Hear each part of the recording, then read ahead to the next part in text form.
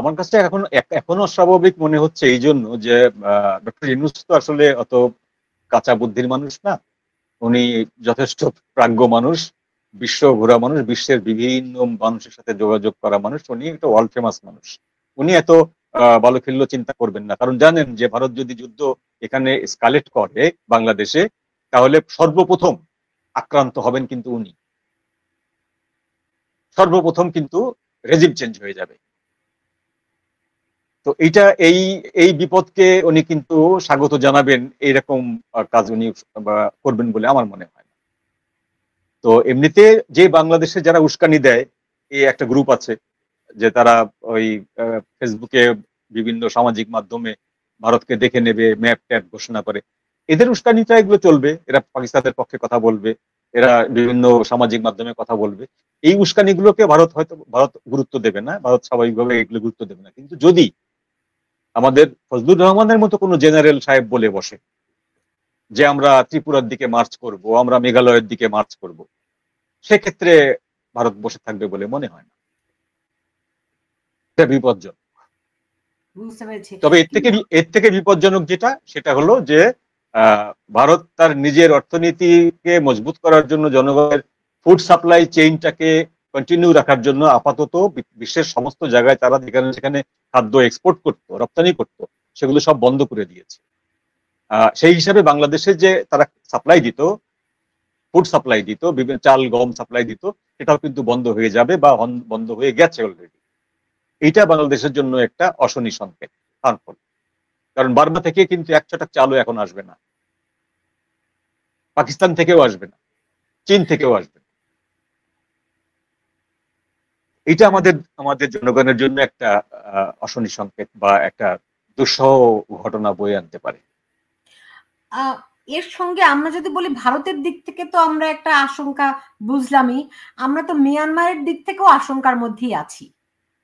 হ্যাঁ, যখন তখন মিয়ানমার অলরেডি আপনার ক্লিন চিট নিয়ে বসে আছে। মিয়ানমার বাংলাদেশকে চিঠি দিয়ে জানিয়ে দিয়ে সে অলরেডি একটা নিজেই একটা স্টার্টিং পজিশনে চলে গেছে, যে আমি তো জানিয়েছিলাম, আমি তো বলেছিলাম যে এর পরিণতি খারাপ হতে পারে, আপনারা তো পাত্তা দেননি।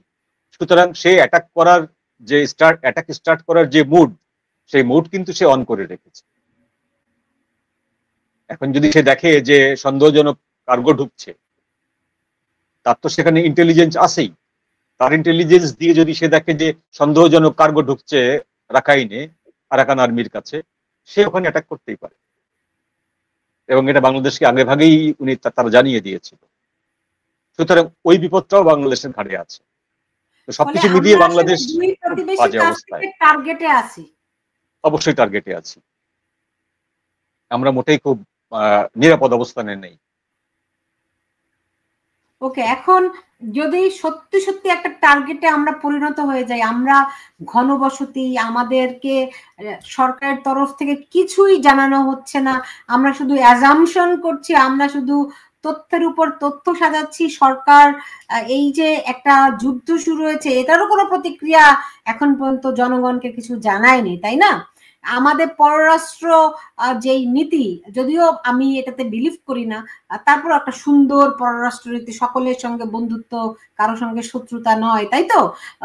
কিন্তু জনগণকে তো তারা এই যে একটা যুদ্ধ পরিস্থিতি, এবং আমরা আমাদের দুইটা মাত্র প্রতিবেশী, দুই প্রতিবেশীর টার্গেটে পরিণত হয়ে আছি আমরা, কিন্তু সরকারের তরফ থেকে এখনো কিছু জানানো হচ্ছে না আমাদেরকে। এটা খুব কাণ্ডজ্ঞানহীন, দায়িত্ব জ্ঞানহীনের পরিচয় দিচ্ছে না সরকার? নিশ্চিতভাবে আমার জানা মতে ভারত পাকিস্তানের সীমান্তবর্তী যতগুলো দেশ আছে, প্রত্যেকটা দেশে যুদ্ধ শুরু হওয়ার পরপরেই, অর্থাৎ যুদ্ধ মানে কি 22 এপ্রিলের পরপরেই কিন্তু নেপাল, শ্রীলঙ্কা, ভুটান, আফগানিস্তান, চীনের তো প্রস্তুতি নেওয়ার কিছু নেই, তার কথা বাদ দিলাম, কিন্তু নেপাল, ভুটান, আফগানিস্তান, শ্রীলঙ্কা, এরা তো দুর্বল দেশ। এরা তাদের জনগণকে তারা কিন্তু সতর্ক করেছে এই যুদ্ধের বিষয়ে।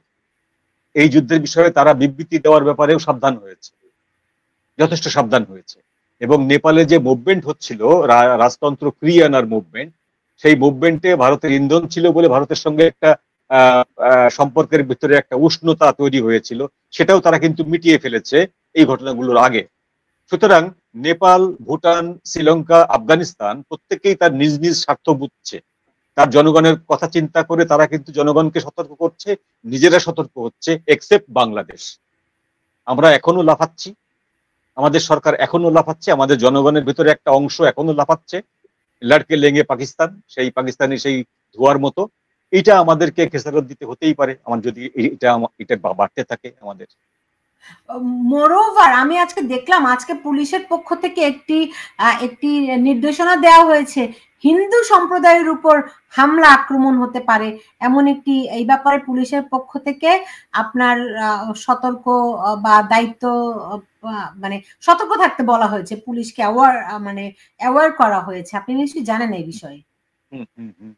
এটা আমেরিকা থেকে এসেছে 2 মাস আগে, ভারত থেকে এসেছে 1.5 মাস আগে, সেটা আমাদের পুলিশ এখন রিয়াক্ট করলো আর কি। ভারত থেকে 1.5 মাস আগেই বলা হয়েছে বাংলাদেশে যে কোনো সময় বিশেষ বিশেষ স্পর্শকাতর জায়গায় জঙ্গি আক্রমণ হওয়ার সম্ভাবনা আছে, এবং যে কারণে আমেরিকা, কানাডা, ব্রিটেন এই 3টি দেশ কিন্তু তাদের ওখানে যে সিগন্যাল দেয় ওদের জনগণের জন্য 1, 2, 3, 4 করে, সেই সিগন্যালে আমাদের হিল ট্র্যাক্স অঞ্চলে হচ্ছে 4 নম্বর সিগন্যাল দেওয়া, অ্যাওয়ারনেস, যে ওখানে একেবারেই যাওয়া নিষেধ, আর ঢাকা সহ অন্যান্য জায়গায় দেওয়া আছে 3 নম্বর করে। এবং বিশেষভাবে বলা আছে ঢাকাতে, খুব দুঃখজনক একটি কথা, খুব লজ্জাজনক, আমেরিকান স্টেট থেকে একটি বিবৃতি এসছে, সেই বিবৃতিটি এরকম যে বাংলাদেশের কোনো মিছিল বা মিটিং এ কোনো আমেরিকান যেন ওখানে না যায়। আপাত দৃষ্টিতে ওই মিটিংটি শান্তিপূর্ণ মনে হলেও যে কোনো মুহূর্তে ওইটি সহিংস হয়ে উঠতে পারে এবং পকেটমারি হয় ওখানে। এইটা একটা জাতির জন্য কতটা লজ্জাজনক যে ওখানে পকেটমার হয়,